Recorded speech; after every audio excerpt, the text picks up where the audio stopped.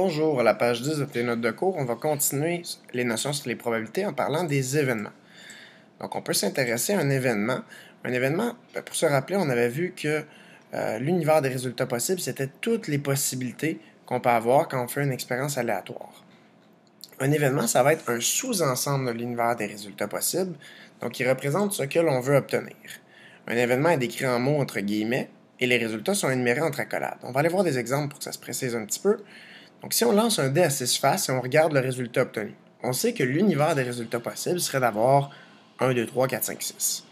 On peut s'intéresser à des événements qui vont cibler certains résultats en particulier. Donc, ça pourrait être obtenir un nombre pair. Donc, on pourrait dire on gagne dans une expérience aléatoire si on obtient un nombre pair. Donc, les résultats possibles qui seraient favorables ici seraient d'avoir un 2, un 4 ou un 6. Sur notre dé, c'est les seuls résultats possibles qui nous permettent d'obtenir un nombre pair. Je pourrais avoir un autre événement qui serait obtenir un nombre supérieur à 2. À ce moment-là, les résultats possibles seraient 3, 4, 5, 6, qu'on écrit toujours entre accolades, séparés par des virgules. Je pourrais avoir un autre événement qui serait obtenir un nombre premier. Et à ce moment-là, sur mon dé, les nombres premiers, les résultats possibles seraient 2, 3 et 5. On se rappelle que 1 n'est pas premier, il n'est ni premier ni composé, puis 4 et 6 sont composés.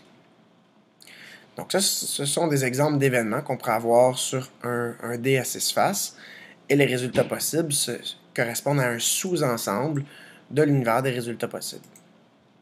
On peut avoir, comme ici, 3 résultats possibles, ici 4 résultats possibles.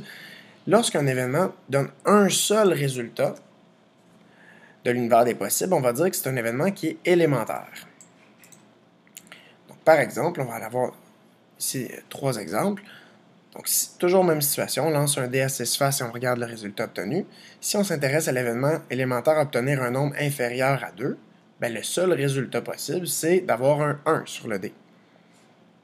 Si je prenais l'événement obtenir un nombre avec exactement 4 diviseurs, ben, si je regarde chacun de mes nombres sur le dé, ben, avec 1, j'ai un seul diviseur, 2, j'ai 2 diviseurs, 3, j'ai 2 diviseurs aussi, 4, j'ai 3 diviseurs, 5, j'ai 2 diviseurs, et 6, j'ai 4 diviseurs. Donc, le seul résultat possible serait 6. Je pourrais avoir un dernier exemple, mais il y en aurait d'autres exemples d'événements élémentaires aussi. Obtenir un carré parfait impair.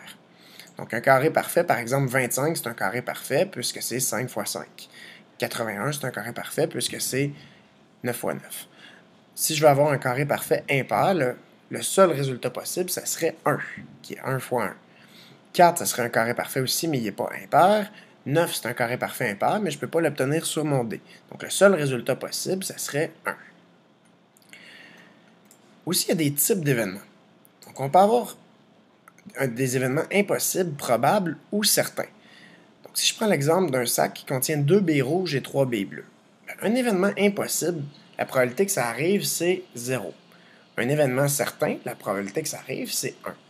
Et un événement probable, ben, ça va être entre impossible et certain, donc ça peut arriver, c'est entre 0 et 1. Donc, par exemple, la probabilité d'un événement pourrait être de 3 septièmes, ça pourrait être de 80%, etc.